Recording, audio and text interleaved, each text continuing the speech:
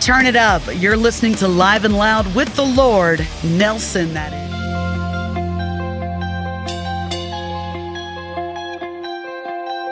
Into your espíritu I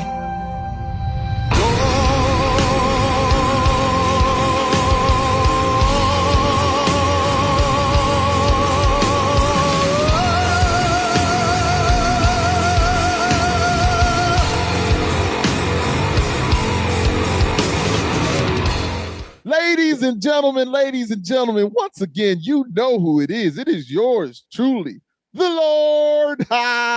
Nelson, that is, from the podcast Live and Loud with the Lord on the CMS Network with Five Royals Entertainment. And ladies and gentlemen, once again, I have an amazing band. Right now, we have one of the main components of this band here with me right now. The other guys might pop in, they might not, but it doesn't matter. We have greatness in front of us. You know, I bring nothing to you but greatness, and this guy is part of a great band. And if he doesn't mind, I'd like to read a little something, to big them up like I do what I do. So, ladies and gentlemen, I am blessed to have another amazing band bestow their greatness upon the shores of this podcast.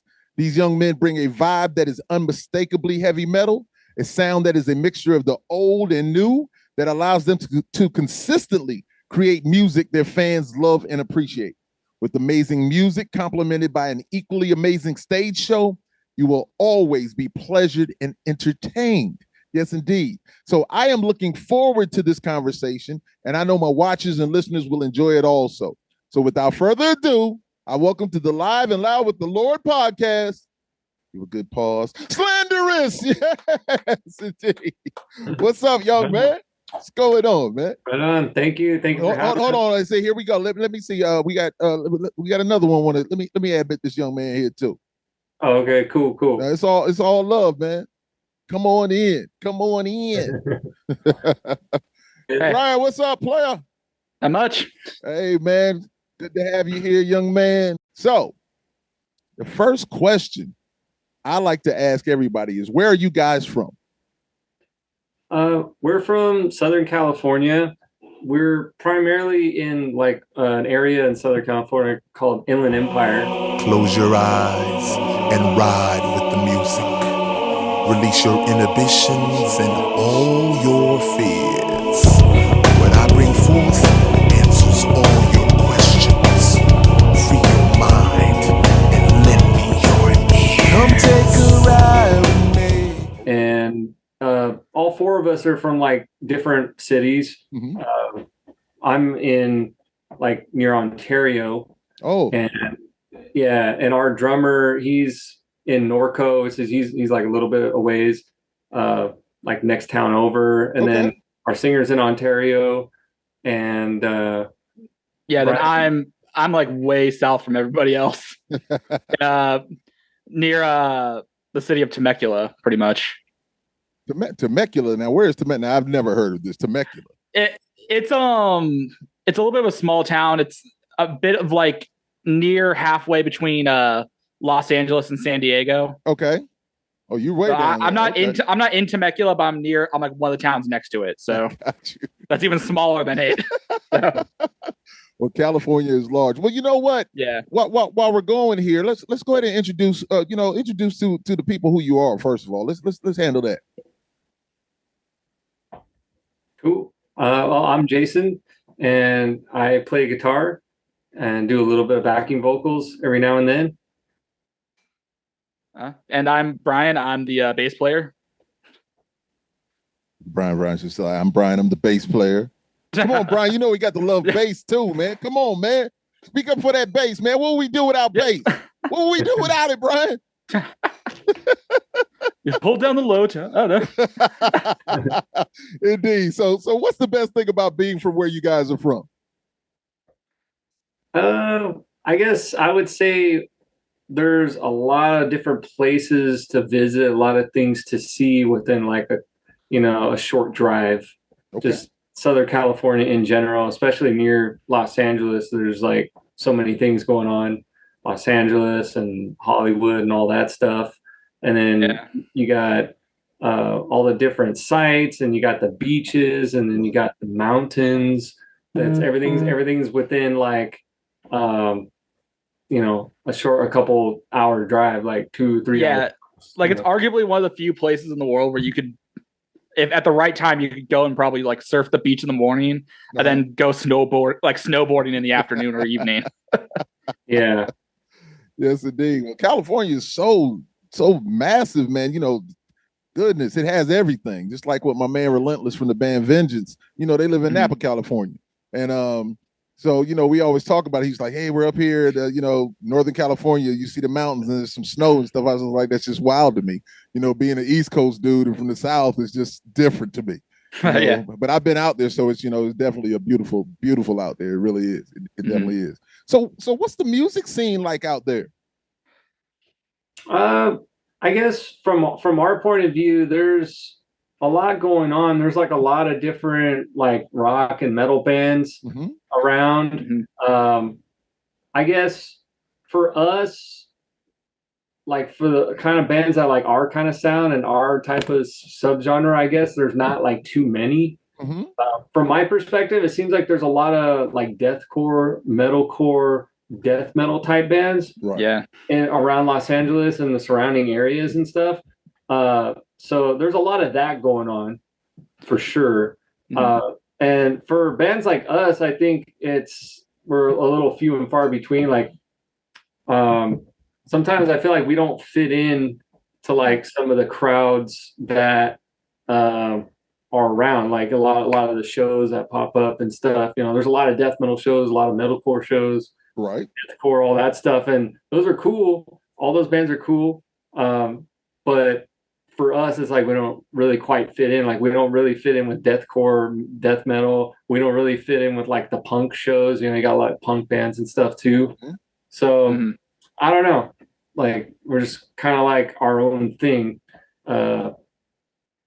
But there is some bands that we play with that are like kind of more melodic and have that kind of style going on that we play shows with sometimes. Yeah, because definitely you guys have that melodic part, within the music, and that's why I say, you still got that old school vibe, but still new. But you have that old school love that people, I'm an older guy, so it's something that I enjoy. It makes me feel good. It's just got a definite vibe to it. And I love the screaming and the death also, but you guys aren't screaming at us like that. You know what I'm saying? It's all it's love, man. No doubt. So, do you come from musical parents and families, or were you influenced by others? For me, I was definitely influenced by others, like other bands and stuff. When I was like in junior high school. Is when I really started becoming aware of that kind of stuff, and first got a guitar and amp and started actually trying to play.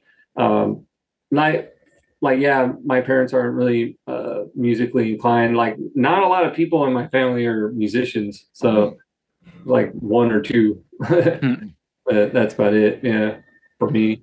Yeah, I'd say I'm very much similar. Like I think the only person in my family who I know is somewhat a musician is my uncle, and we don't have a close enough relationship to really say I was influenced by him or anything. Right.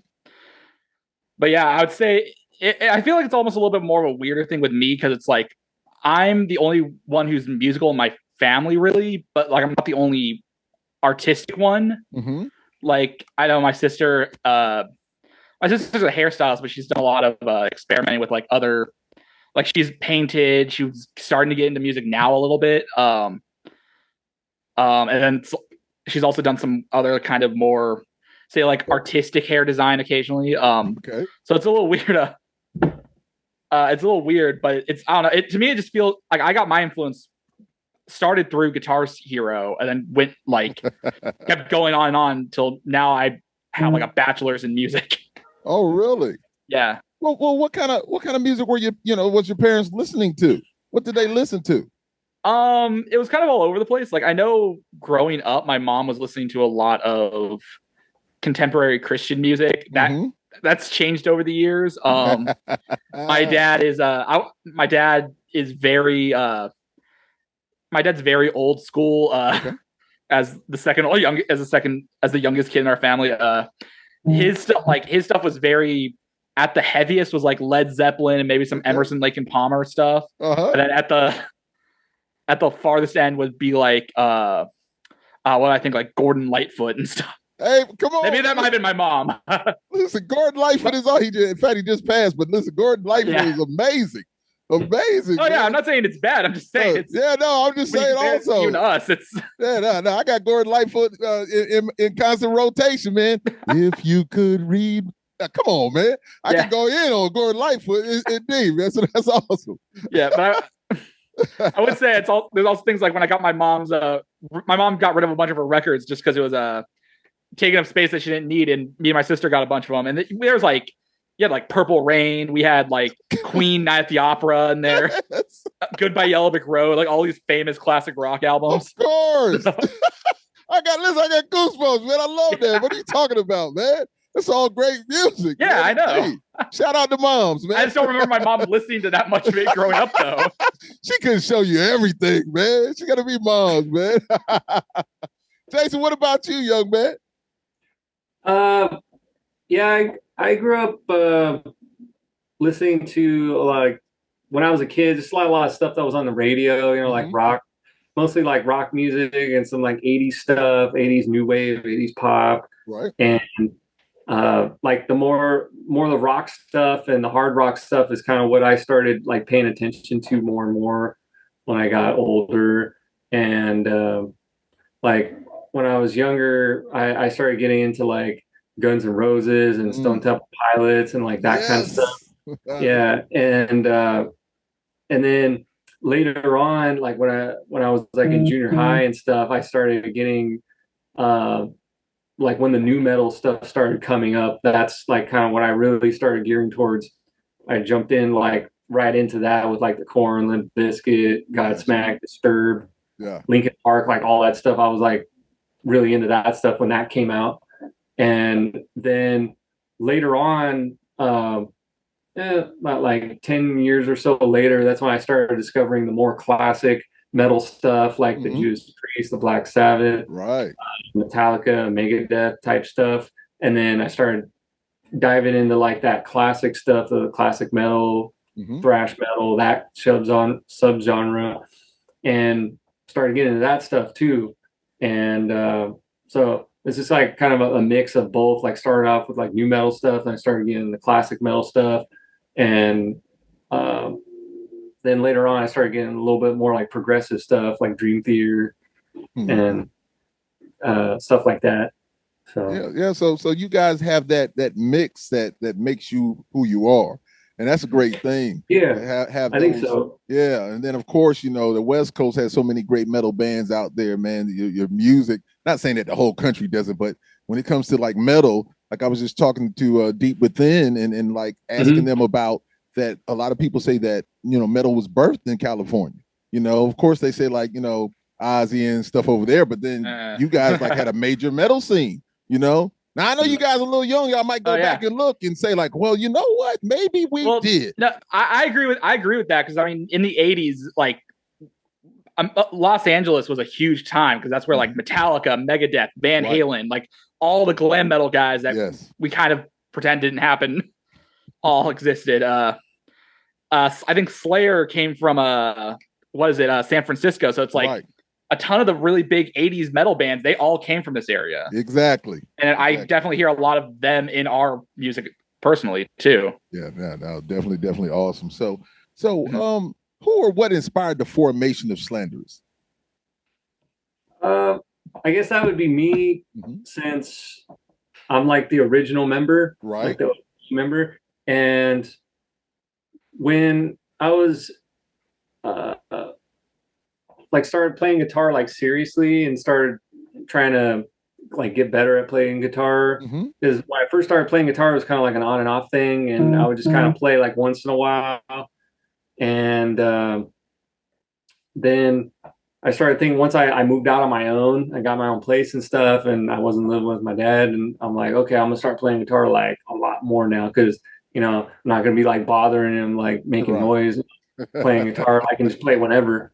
So I started getting more into that, and I started seeing like bands and stuff that were looking for guitarists, and seeing like where I could like fit in and stuff. And at first I wasn't like that great. I think like at that time I wasn't really ready to join a band yet. I wasn't like really up to that level yet.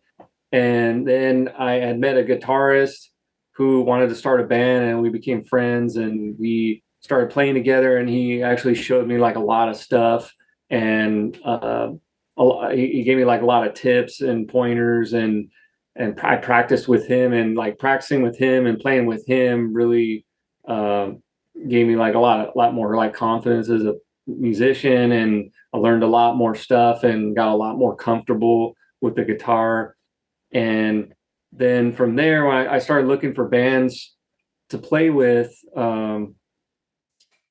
it's like the bands I was looking for, like the type of music I wanted to play, I wasn't really finding that anywhere. Like nobody was really playing that kind of stuff, like the certain sound I was looking for. Like a lot of the bands that were around were they were like metalcore bands and stuff, Right. and which were cool, but it seemed like at that time there was a lot of those bands going on, and Still was is. trying to do something, looking for something kind of different and a little more unique. So after a while, I just decided like, well, maybe I'll just try to start my own band. And so I started trying to write some songs and put some songs together. And then there was a singer who I'd met from a band that I auditioned for, but I didn't get the part. But he was a bass player in that band. And he said like he was looking to branch out and start doing vocals in another project. He heard my demos and he's like, "Oh, I like what you're doing. Like, I think we can do something with this." And so I started with him, and then I started auditioning like for a bass player and for like a drummer. And then I found a drummer who I could play with, who was interested in playing, and then I found a bass player who was interested in playing, and then we got together. Like we all met and got together, and then we started jamming, and within like 2 or 3 months, like we played our first show, and it just started coming together. And then we just kind of like started feeling each other out and seeing where everybody's at. And then we came together, and then that was like the first lineup of Slanderus, and we played our first show. And yeah, that's kind of how it started. That's the genesis of Slanderus. Okay, that's what's up, baby. So what was the picture of success to you at the beginning? And does it still look the same to you now?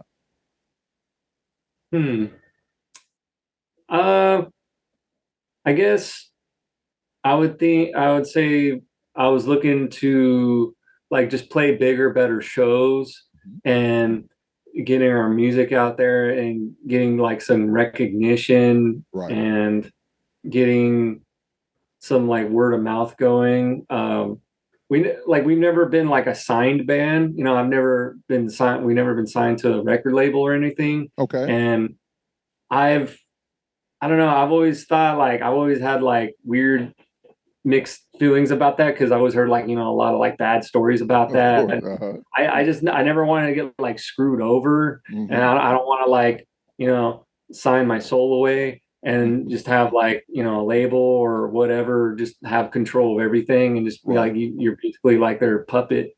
And I just never wanted to do that, so I was always like kind of cautious of that. But I think as far as like making music, recording music, putting out music, like bands can do that on their own. But I think like labels now are more for like promoting and exposure and stuff like that more than anything. And so I think just like getting like more exposure and playing like bigger shows and stuff, it was always kind of like that's the main thing. Yeah. So are you? So is that still what's going on with you right now? You still looking at the same thing? There's still your vision right there. Yeah, I think so. And yeah, that's always like been my goal, is just to get bigger and better. And I think we've done that like in little steps over the years. Okay. And like we just played a show at the Whiskey A Go Go like that really famous venue in Hollywood. We played with Fear Factory. Yeah. Like one of my favorite bands and like one of a big influence and stuff. You know, I got to meet the guitarists and everything, hang out. And so that was really cool. So that was, for me, that was like a huge accomplishment.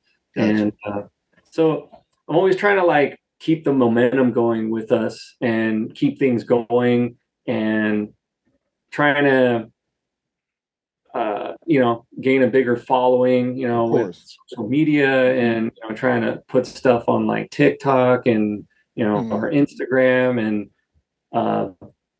and just, you know, trying to keep it going. And we're, you know, we're working on a new single right now and trying to get that out pretty soon. And, you know, do another music video. Like we did our first music video last year and that went really well and it came out really cool. So, you know, looking just to do that and then, you know, just keep it going and stuff and just see how far we can go and how much we can do. Right. Putting in that work, man, you know, because this is definitely work. A lot of people wouldn't understand how much work that we as artists put into this of something that we love, you know. And a lot of people are like, oh, that's your hobby, as we kind of speaking before. Nah, that's not our hobby. It's what we love. And this is, you know, what we're invested in. You might look at it like that. That's not how we look at it. So, you know. It always it bugs me when some people say like, "Oh, you play guitar?" Like, "Oh, it's a cool hobby," or "That's your hobby." Like, dude, that's like what I do. Like when I'm not, that's like everything I do. Like when I'm not, you know, at the office or you know. Right. Everybody's not on the Slayer and Iron Maiden level. Not quite yet, but that's what we're working towards being. So you know, get out of here, man. You know, it's okay. We hear you. It's all love. So. When you guys look back on your love for music and where you started, how much has it exceeded your expectations? And that's for both of you, really.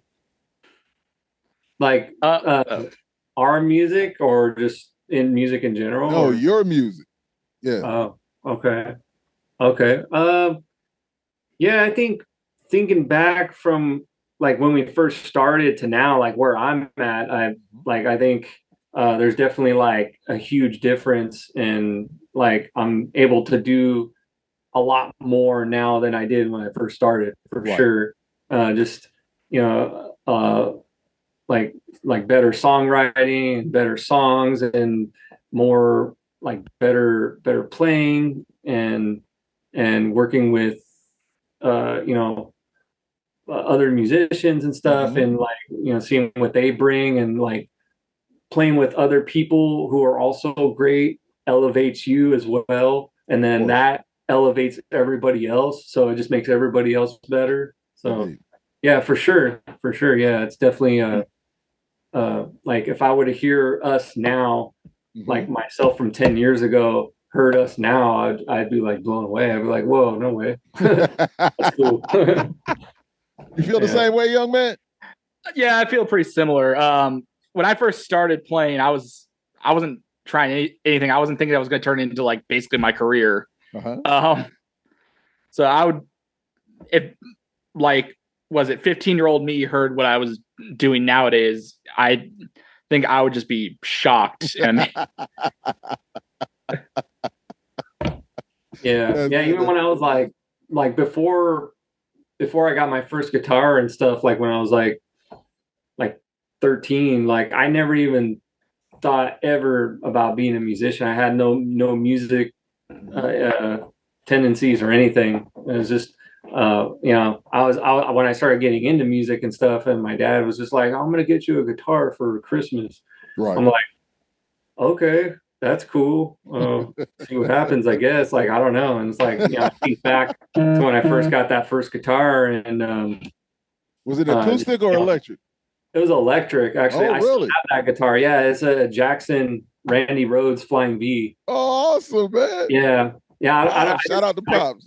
I keep it in the closet. Like that one's kind of retired. I don't really play it like live or anything anymore. But yeah, that's like my first guitar. And I just remember like sitting down, trying to sit down. Like I literally picked like the hardest guitar you could pick to start playing guitar for like somebody who's like never played guitar. Right. And it's like you give them a Flying V guitar with a Floyd Rose tremolo, like a whammy bar. Like that's like the hardest guitar to start learning guitar. And that's I mean, it could be a BC Rich. Yeah, I almost got a BC Rich too. Like I remember when I was at Guitar Center looking at guitars back in the day when they had like the wall of BC Rich, the wall of Jackson. Yeah. And I was just like, oh, BC Rich, Jackson, BC Rich, Jackson. So spiky. Yeah, it's like, oh, the spikier the better. Yeah, it's like that one's cool.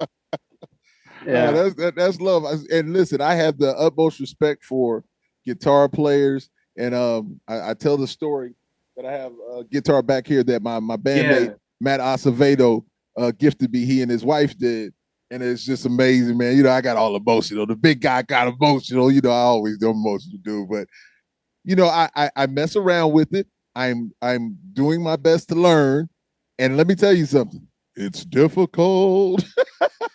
Yeah, it is difficult, man. You know, and me doing the other things that I do, you know, to take the time to really sit there and you know, and learn and practice. Because I know you guys have practiced and practiced and practiced, and that makes you better, of course, like that. But you know, I'll just look at it when I come up in here, and I'm just like, oh man, I'm like, you gotta do better today. You gotta do this. So I applaud you guys, man, on what you do, man. So it's unbelievable, man, indeed. So what do you feel and this is for each of you, what do you feel you bring to the band that allows the band to be great?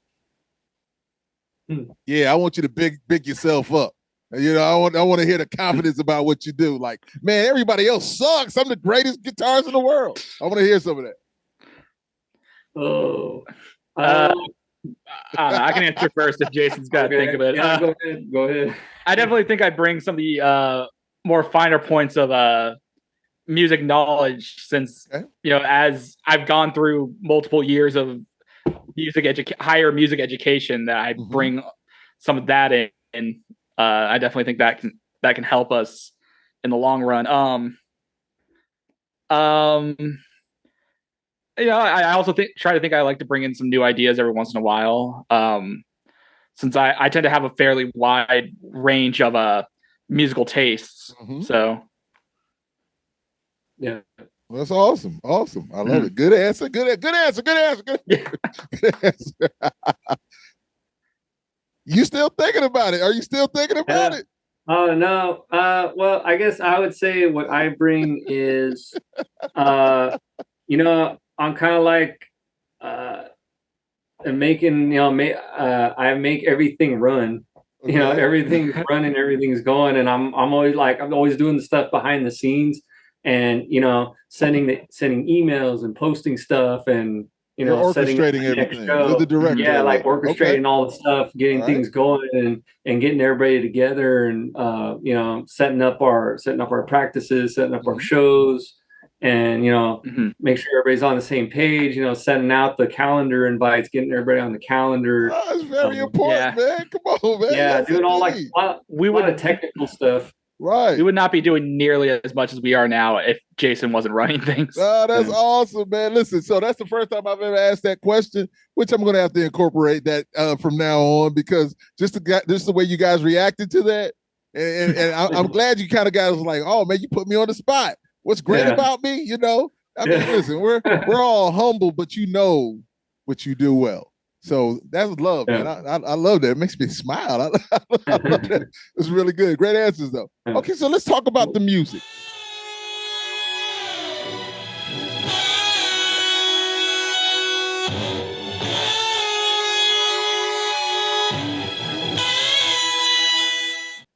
JK Demos 2011.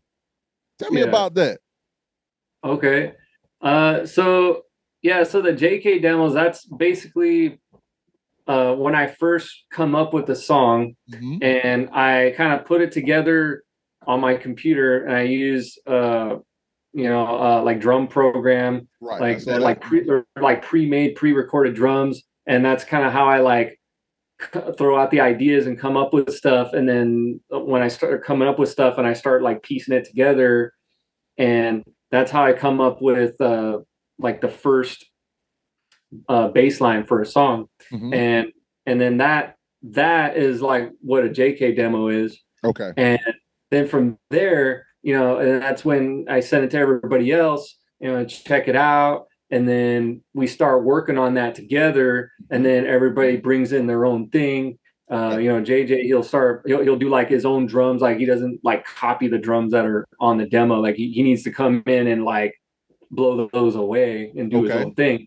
And then, you know, Brian comes in with his ideas. He does his own bass lines. He'll do stuff that complements the guitar that's different, and comes up with his own stuff, throwing some suggestions here and there. And then, you know, Alan, he does his own thing. He does all the vocals, all the lyrics stuff. So he works on lyrics and then he does the vocals. That's his thing. And then once it's all done, it comes together, and then that's like what we put out. That's like what's on the albums. So it's like you got the JK demo is like from the start, that's like where the song starts, and then when you hear the song on the album, that's like the finish. I got you. So everybody puts their input in, and it's cool that you allow, not that you allow, that you guys come together like that. And it's like, this is what I came up with, and now add your greatness to it. Add your greatness to it. Yeah. And then it, you know, transforms into bam. Here we are. Yeah. It's Megatron, or it's what you guys might not know nothing about. Yes. Yeah. Multiple parts all come together to form one unit. Exactly. Yeah. No, but that's a great thing, man. Definitely, definitely. Okay. Pseudo Reality 2013. Yeah. Yeah. So that was our first album / EP. Okay. And back then, that was when Alan joined the band. He joined in 2012, and then he was in the band for like a year. And by the time we got to that point, we didn't have a bass player at the time. It was just me and Alan and our drummer at the time. Right. And we were just like, man, we got to do something. We got to like put something out. Like, let's do like the EP. That way we have something that establishes us. We got to like get like a baseline, like establish like who we are and what we're doing. Right. And so when we did that album, we went in and I played bass as well as guitar on that album. So I did guitar and bass, and then we had our drummer, he did his drums, and then Alan did the vocals. And those were like the first 4 songs that we recorded and put out. Gotcha. And when we put that out, like after, it was like a couple months or so, and that's when we were able to find a bass player, and then who came in and he liked what we were doing, came in and he learned the songs and stuff, and then he just like everything clicked, and then went from there. Okay, you said the bass player. Now that wasn't. Brian's from 2021. So I'm out of most of this conversation until we get to the most. No, you're not out of the conversation, because I'm going to tell you why.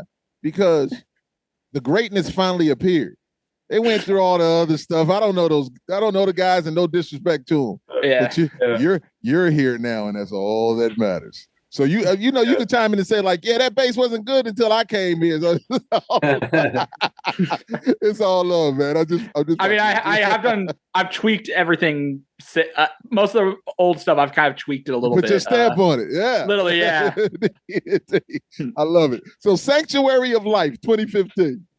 Yeah, Sanctuary. That one had a slightly different lineup. We had so that was when we had our that bass player, and then, Adrian. Yeah, we had Adrian at that time, and then we got our new drummer Cameron, and he came in and like he learned like all the old songs like really quick, and then we worked on those new songs, which went on to Sanctuary. Right, and he learned those really quick, and once we did that album, like I feel like we were like tighter, like that lineup.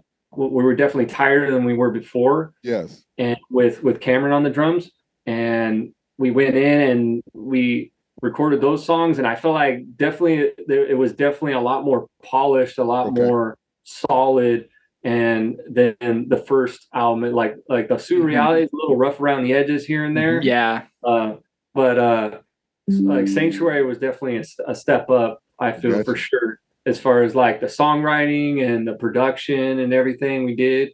And so yeah, that one was definitely pretty cool. Like, awesome, man. So like how it came out. Yeah, indeed. Listen, that's just growth, man. That's what it is. So Walls of the Mind 2017. Yeah. So Walls of the Mind, that one, it's almost the same lineup, the Sanctuary, except a different drummer. We got a new drummer again. Right. With Jeff.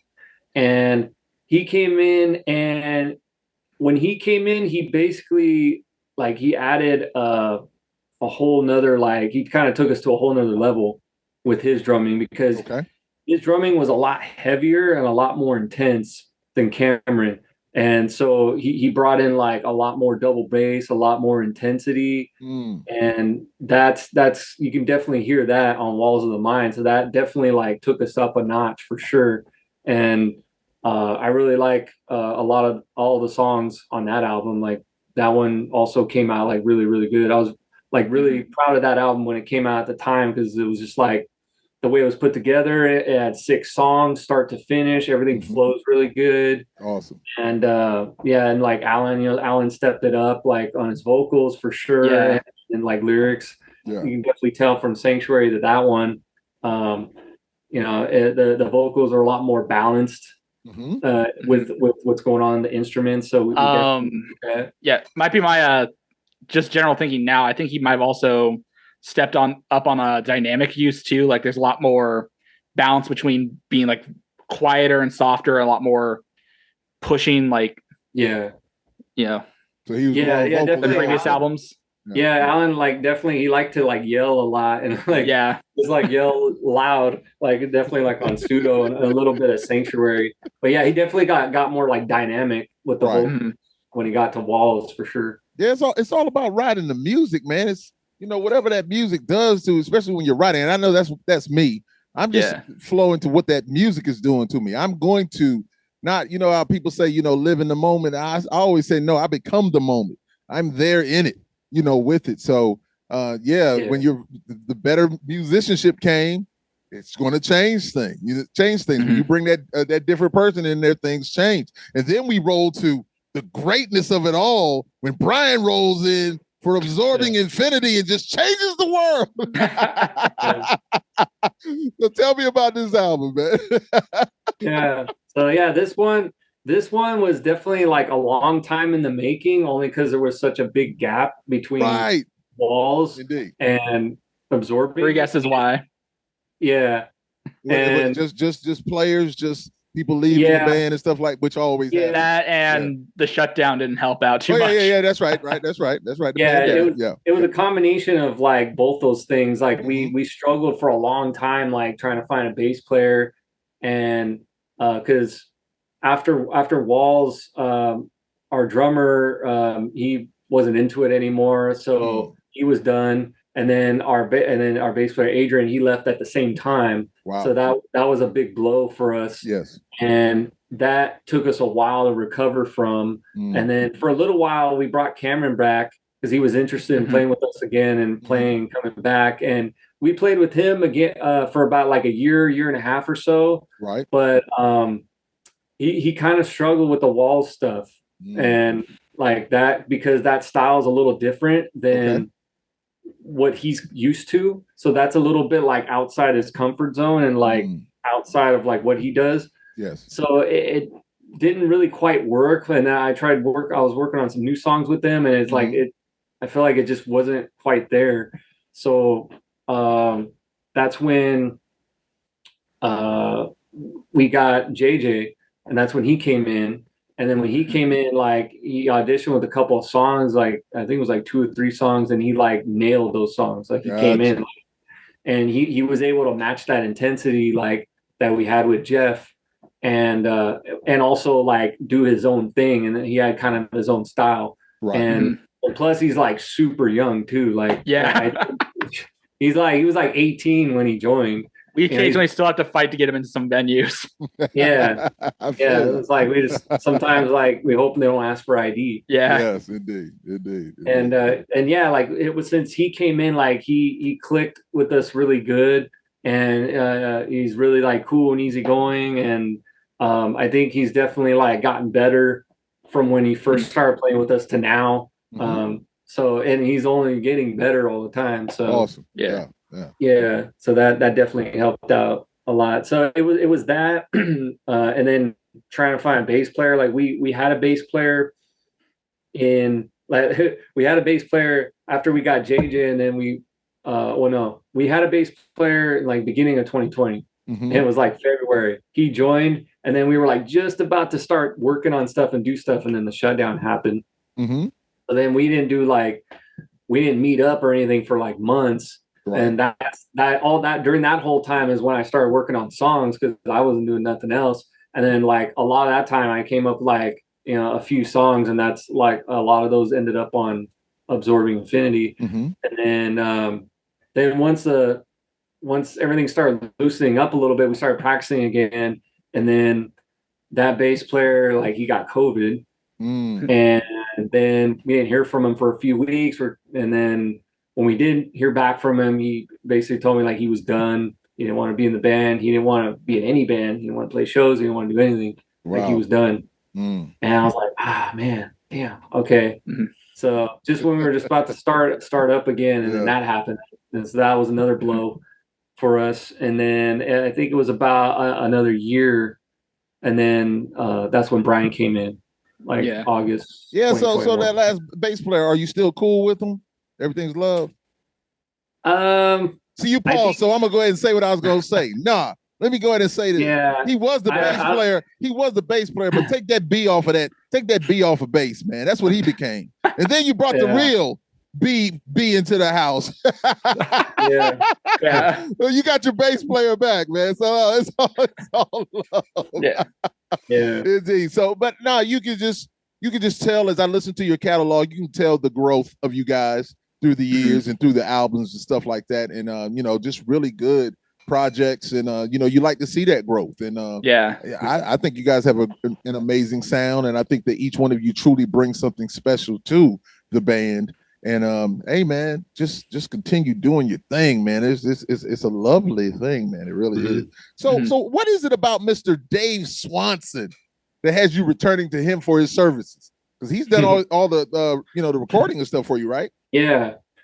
So we first worked with Dave on Pseudo Reality, and like, Dave's a good guy. He's cool. He's like super chill and easy to work with, and the work, and he's very like, his rates are like really, really reasonable for like everything he does. Like, everything's included in his rates. Like, basically you pay like a flat rate. He does everything. Oh, awesome. And so we just kept going back to him. He's local. He's here in Riverside, so we're all pretty close. And he's always done like really good work. And you can tell like in the production and stuff, like each album, like the production sounds a little better. The mix is a little better. Right.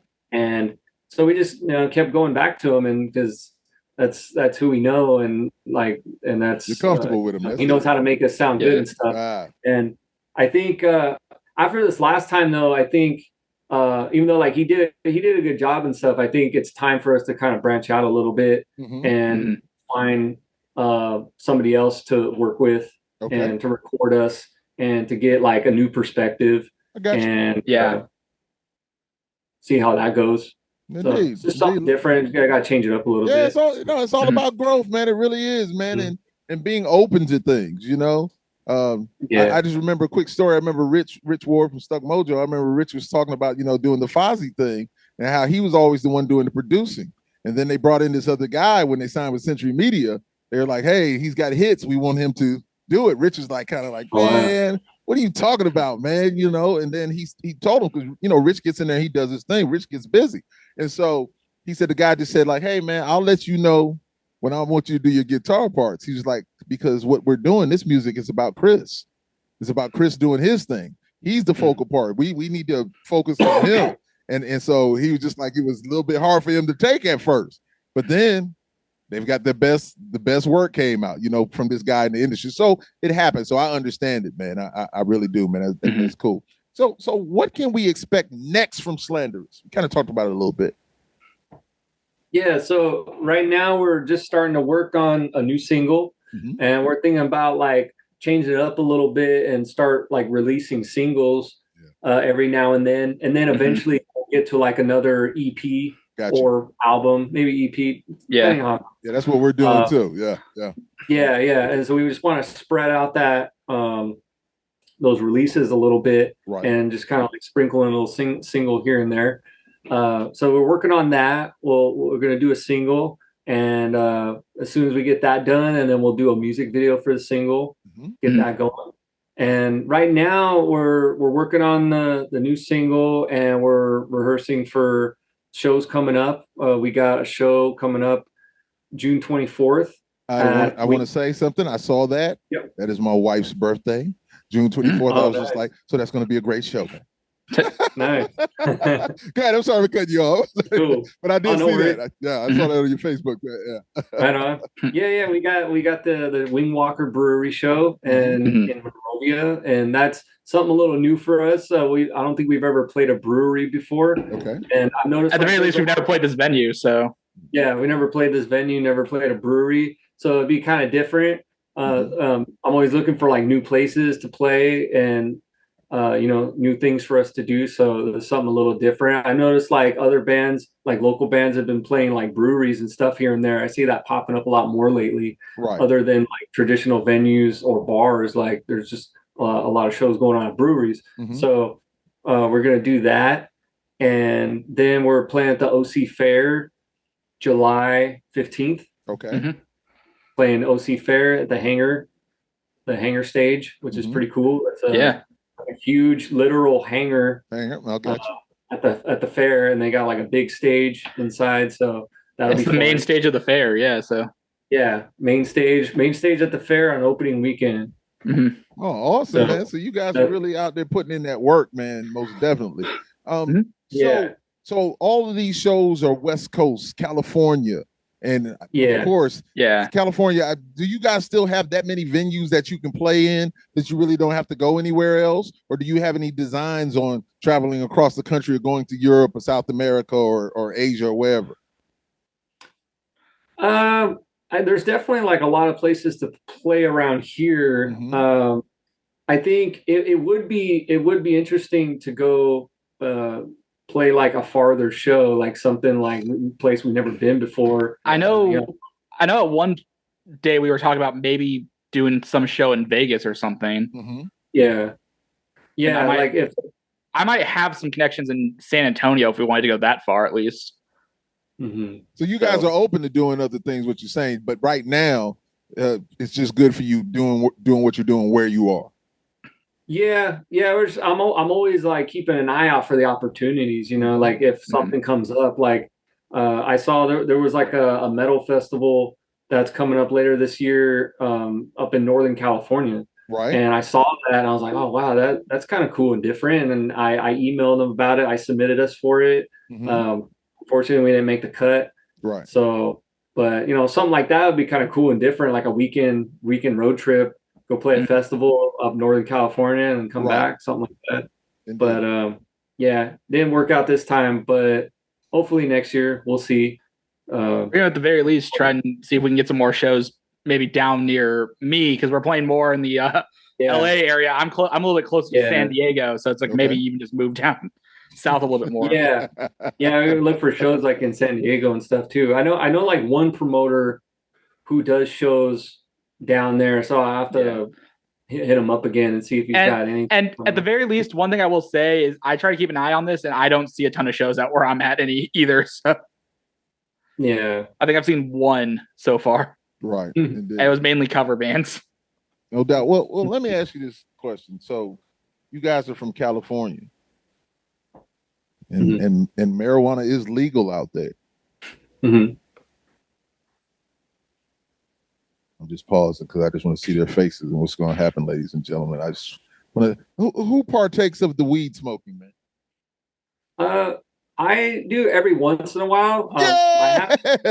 I don't. I haven't in a long time, but if the opportunity comes up, I wouldn't pass on the opportunity. I don't as much as I used to, but every once in a while, And the reason that's pretty much it. Good. I'm sorry. No. The reason why I asked, man, is that I've always had like the biggest conversations with some of my people who I know partake of the pleasure of cannabis, and I always ask them, as far as you being a creative, and I mean, Mr. Porter didn't say yay or nay. He just, I know he's I know he's drinking something. Whatever he's drinking. I can answer. I can answer. I do not partake. But I do live in a house of people who do. Okay. I got you. I'm not.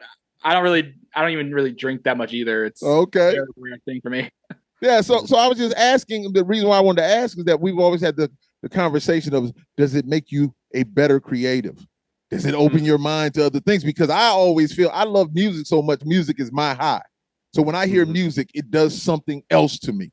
And I just enjoy it so much. And so I can go to other places. And so they always say, like, man, it's going to open your mind. It's going to do this and do that. So I'm just wondering, how does it help you guys out if it is something that, you know? Yeah, I've definitely experienced some of that.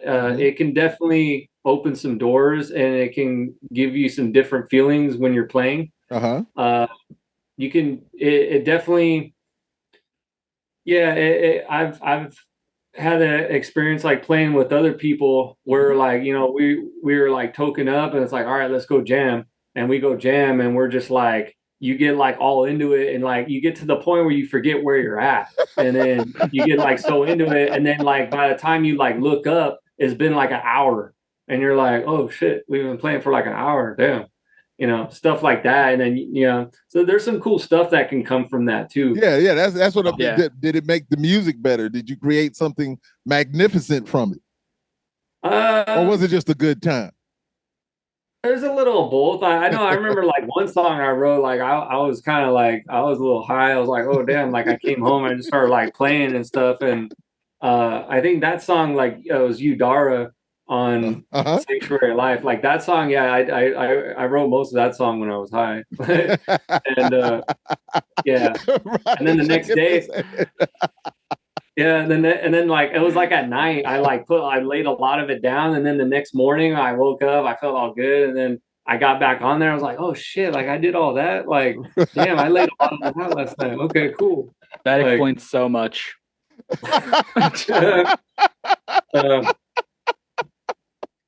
Man, that's awesome, man. Hey, listen, so forgive me. I just wanted to ask, man. You know, California, you know, they haven't made it legal here in South Carolina, even though there's a lot of weed smokers here, man. There's a whole lot of them. I know a whole lot of them. You know, I'm straight edge as can be. I'm a cornball, but it's all love.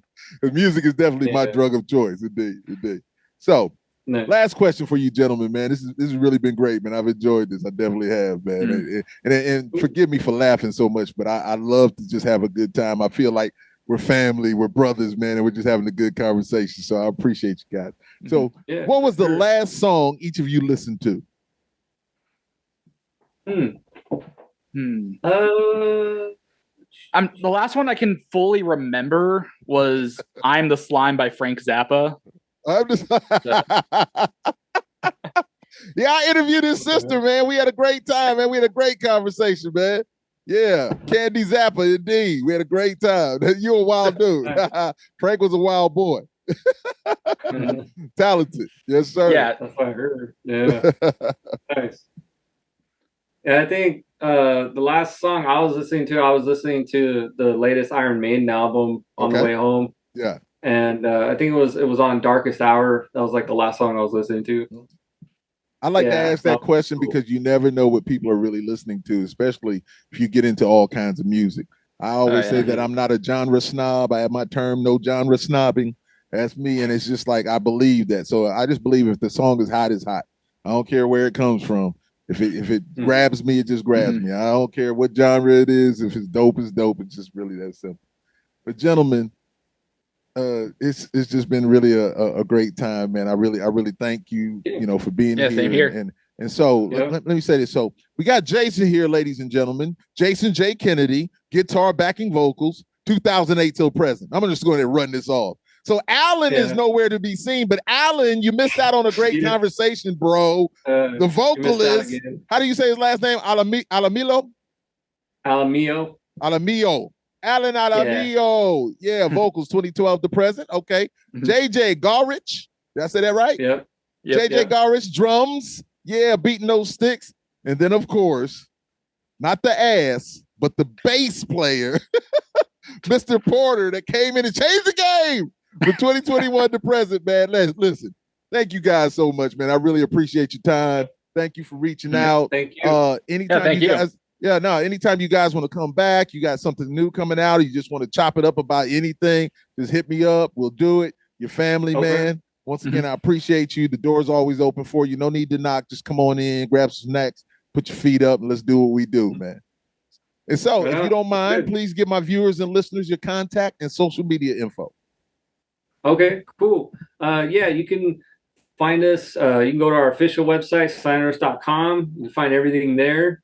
You can hit us. You find us on Facebook, Instagram, Twitter, Instagram, and TikTok. We're Slanderus Inc. INC. Everywhere else, it's Slanderus. Awesome. And yeah, if you go to any site, you can find the links to all the other sites. So they're all like interconnected everywhere. Indeed. So, well, so last thing, is there anything else you guys want to say, or it's open? I'd say, yeah, just I hope everybody will go check us out. Check us out on Spotify, Apple Music, or whatever you got, whatever you use to listen. Go check us out, listen to us, and go follow us on Instagram, Facebook, and you know, we got some new stuff coming out. We're always keeping the ball rolling, so hopefully some people check us out. Awesomeness, man. Awesomeness. So once again, thank you guys very much. I really, really appreciate it, man. A great conversation, man. I enjoyed it. Appreciate it too. Thank you very much. So ladies and gentlemen, once again, you know who it is. It's the big guy with the big show. The Lord Nelson, that is, for the podcast Live and Loud with the Lord on the CMS network with 5 Royals Entertainment and the great, say it again, and the great, one more time, and the great Slanderus. Yes, indeed. Thank you guys so much, man. I really appreciate it, man. Yes, right on. Thank you very much. Yeah, thanks.